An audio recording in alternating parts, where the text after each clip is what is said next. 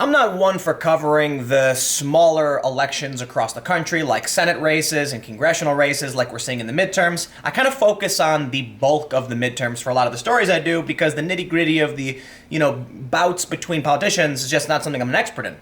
But I gotta talk about Bob Menendez versus Bob Hugin in New Jersey for a couple of reasons. First, I live in New Jersey, so I've been paying close attention to this, and it's getting really crazy.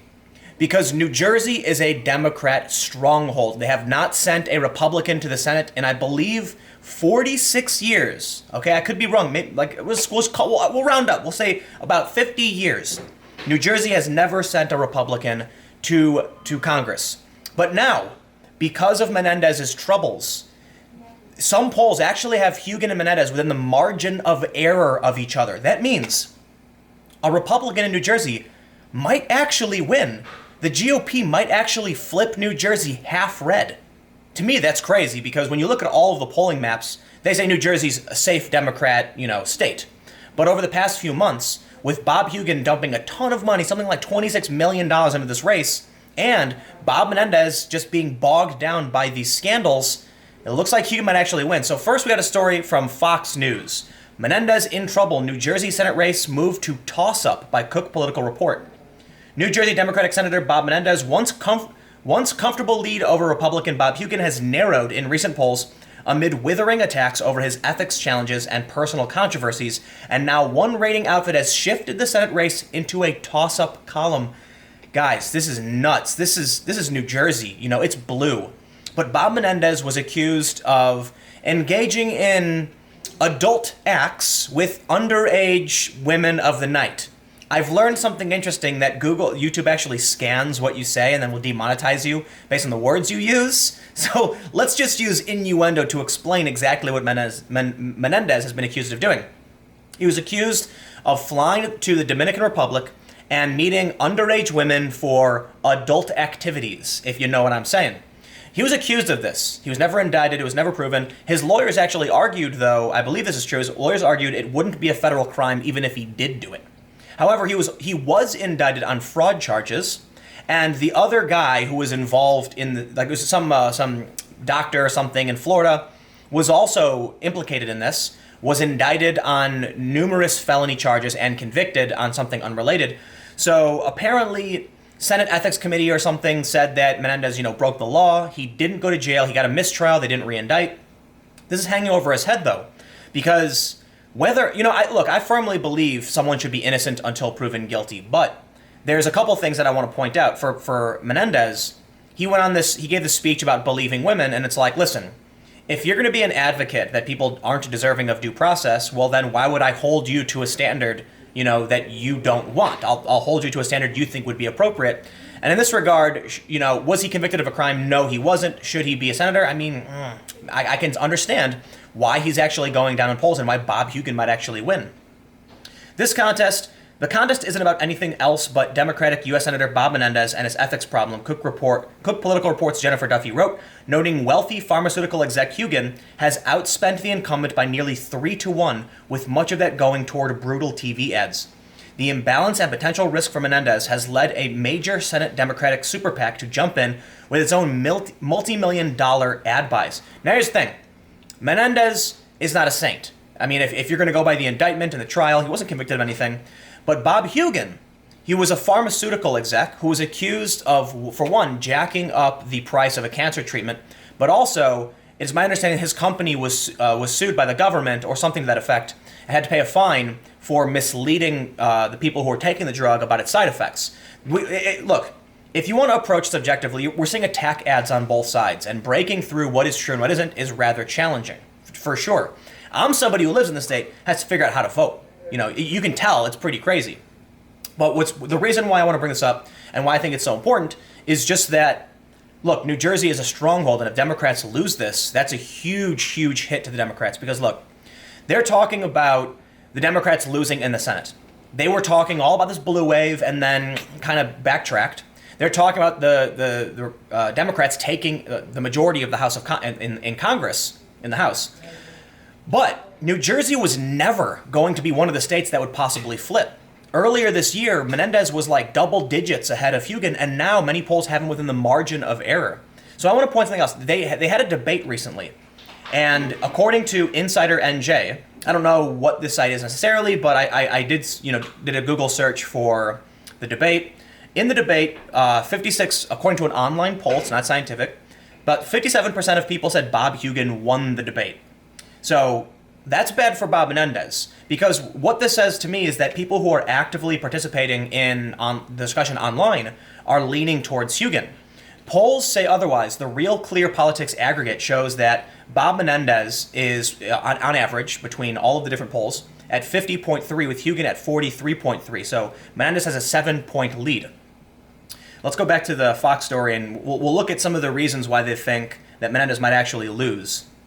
So Menendez, they show a tweet from Menendez who said that Hugin will be another vote for Trump. I will stand up to Trump. That's why this election has never mattered more.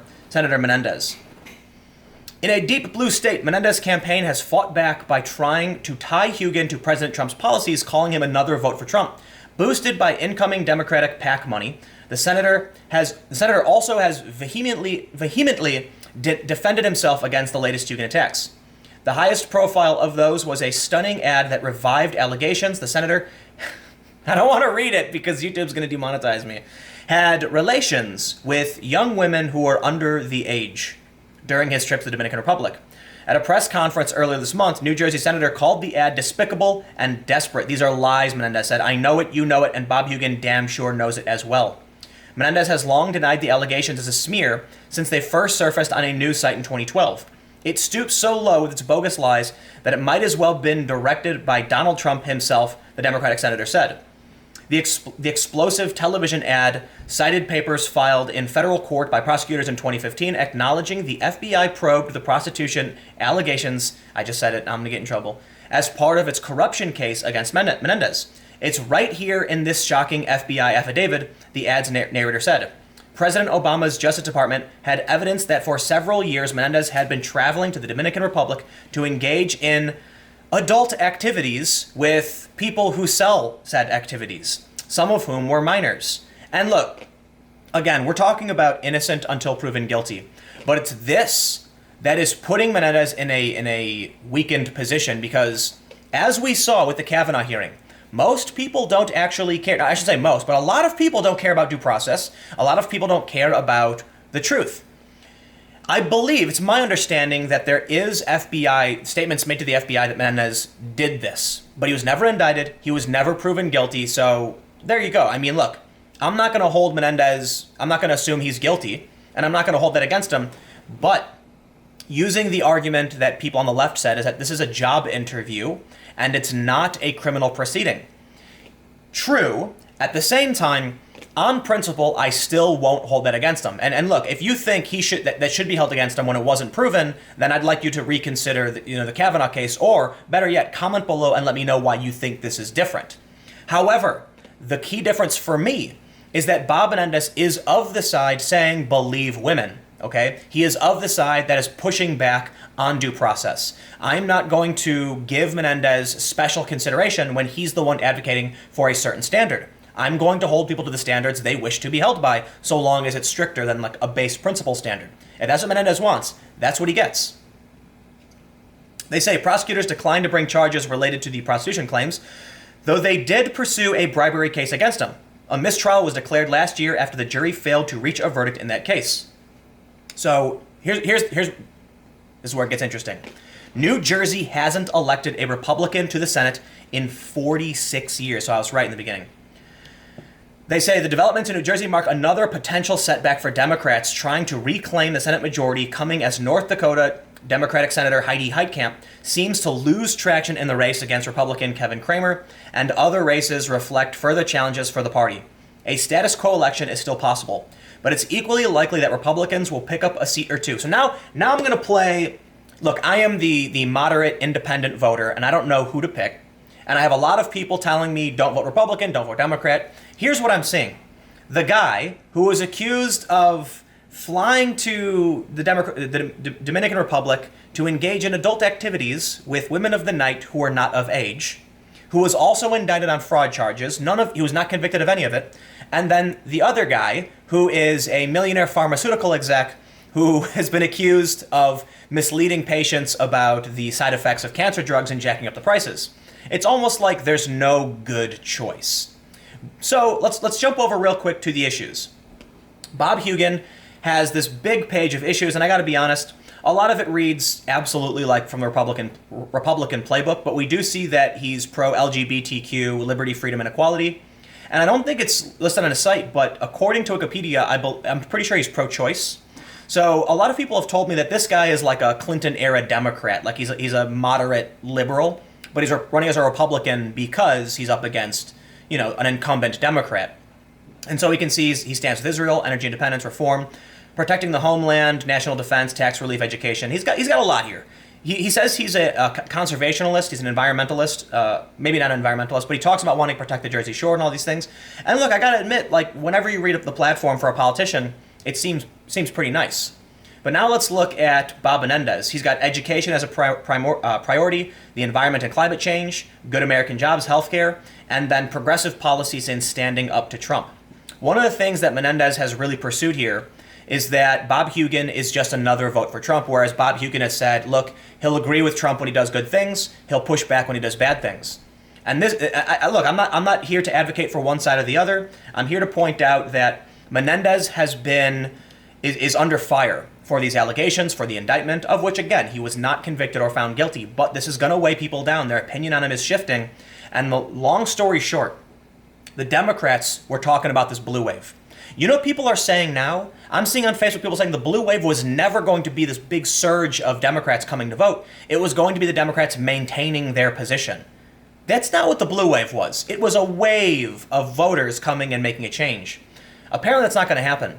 And it looks like it's getting so bad that not only is there not going to be a blue wave, they might actually lose some strongholds. I see comments from people saying this is the chance for the Republicans to really beat them down, take the supermajority. And when I look, I don't know who's going to win. I don't know who should win. The point is, when it comes to Hugin versus Menendez, I'm seeing a lot of this. I'm seeing a lot of people cover this. I'm seeing a lot of tweets because I think everyone's, collectively shocked that Menendez might actually lose, and New Jersey, for the first time in nearly 5 decades, will put a Republican in office.